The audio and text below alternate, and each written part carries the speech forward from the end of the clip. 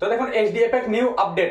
আবারও আজকে আপনারা আমাকে এইচডিএফএক্স বা এইচডি স্টার এফেক্ট নিয়ে বিভিন্ন রকম প্রশ্ন করেছেন, সেই প্রশ্নের উত্তর আজকে আমি আপনাদেরকে দেওয়ার চেষ্টা করব। তো এই ভিডিওটি আপনাদের জন্য একটা বিশেষ গুরুত্বপূর্ণ ভিডিও হতে চলেছে। এই ভিডিওটি আপনারা শুরু থেকে শেষ পর্যন্ত দেখতে থাকুন, তাহলে আপনাদের ধারণাটা আজকে পরিষ্কার হয়ে যাবে যে আপনারা এইচডিএফএক্স এ বা এইচডি স্টার এফেক্টস এ ইনভেস্ট করবেন কি করবেন না। তো দেখুন, প্রথমেই আপনাদেরকে একটা কথা বলি, investment market high risk market. যে কোনো জায়গায় ইনভেস্ট করার আগে আপনি চিন্তা ভাবনা করেই সেখানে ইনভেস্ট করবেন। তো প্রথমেই এক ভাই আমাকে প্রশ্ন করেছেন যে দাদা, এইচডি স্টার এফেক্টস এ কি লাইসেন্স ওরা পেয়েছে? আমার সিনিয়র বলছে ওরা লাইসেন্স পেয়েছে।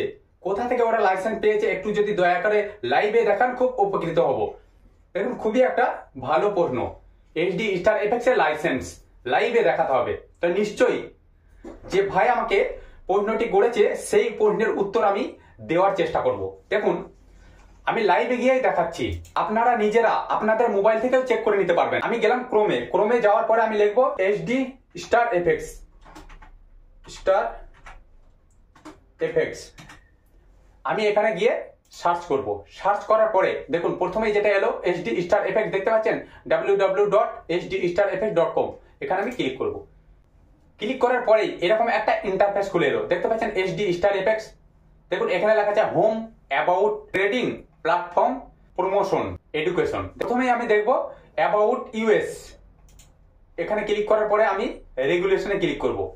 ক্লিক করার পরেই আপনি জানতে চেয়েছেন লাইসেন্সটা সঠিক কি বেঠিক। তো দেখুন, ফরেক্সে যখন কোনো ব্রোকার হাউস লঞ্চ হয় তখন সেই ব্রোকার হাউসকে লাইসেন্স যায় সাইপ্রাস সিকিউরিটি কমিশন। যদি সাইপ্রাস সিকিউরিটি কমিশন তাদেরকে লাইসেন্স দিয়ে থাকে, জানবেন সেই লাইসেন্স সঠিক, কারণ তারা দীর্ঘ রিসার্চ করার পরেই সেই ব্রোকার হাউসকে লাইসেন্স দিয়ে থাকে। দেখুন আমি এখানে রেগুলেশনে যাব। রেগুলেশনে যাওয়ার পরে দেখুন এখানে লেখা আছে HD star effects limited is an international brokerage and clearing house licence. দেখুন এখানে লেখা আছে island of Mwali international service authorise, মানে লাইসেন্স নম্বর এত, মানে এটা কোনো সাইপ্রাস সিকিউরিটি কমিশন লাইসেন্সটা দিচ্ছে না। এই সার্টিফিকেটে লেখা আছে এমওয়ালি ইন্টারন্যাশনাল সার্ভিস অথরিটি। দেখুন আইডিসি রেগুলেশন অ্যাক্ট 2014। এরপরে আপনারা আপনাদের নিজেদের মোবাইল থেকে আপনারা দেখে নিতে পারবেন যে এটা সঠিক কি বেঠিক। এরপরে আপনারা আপনাদের নিজেদের মোবাইল থেকে সম্পূর্ণটা দেখে নিতে পারবেন। দেখুন এর পরের প্রশ্ন, দাদা আমি স্টার র্যাঙ্কে আছি, আমি যদি এর পরে সুপারস্টার যদি না হতে পারি আমার কি স্যালারি বন্ধ হয়ে যাবে? এই দেখুন স্যালারি, যেটার প্রতিবাদ আমি প্রত্যেকটা মুহূর্ত প্রত্যেকটা সময় করে এসেছি, শুধু র্যাঙ্ক আর র্যাঙ্ক। এইচডিএফএক্স এর এখন শুধু শুরু হয়েছে, শুধু র্যাঙ্ক আর র্যাঙ্ক, শুধু র্যাঙ্ক বাড়িয়ে যান। মানে কি, আপনি আছেন এখন স্টারে, আপনি এখন ওই $40 স্যালারি পাচ্ছেন। আপনি যদি পরের মাসে সুপারস্টার যদি না হতে পারেন আপনার স্যালারি বন্ধ। শুধু র্যাঙ্ক নিয়ে এখন পড়ে আছে এইচডিএফএক্স।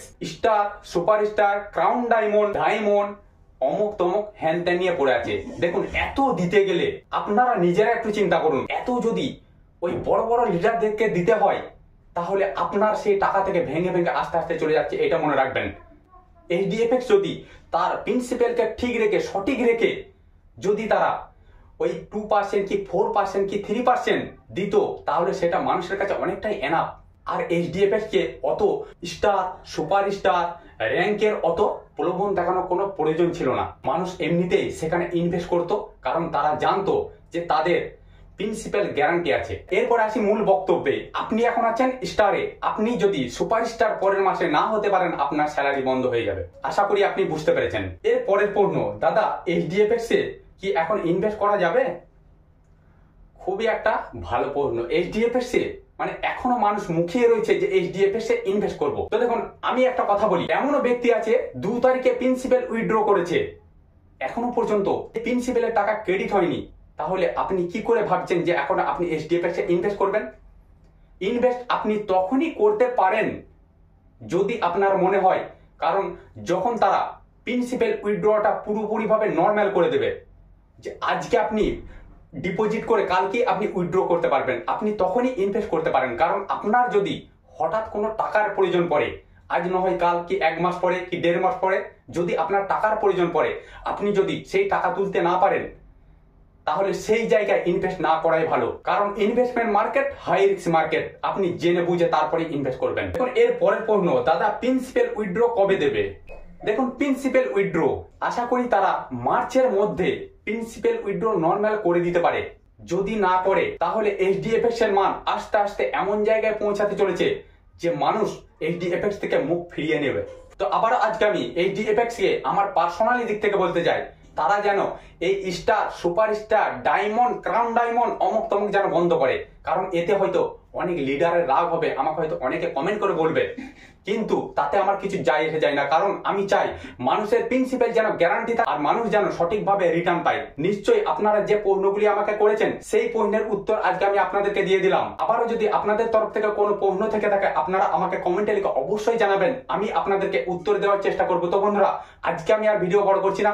আমার চ্যানেলে যারা নতুন আছেন তারা চ্যানেলটিকে অবশ্যই সাবস্ক্রাইব করে দেবেন, কারণ প্রত্যেকটা মুহূর্ত, প্রত্যেকটা সময় এই ধরনের নিত্য নতুন ভিডিও আমি আপনাদের কাছে পৌঁছে দেবো।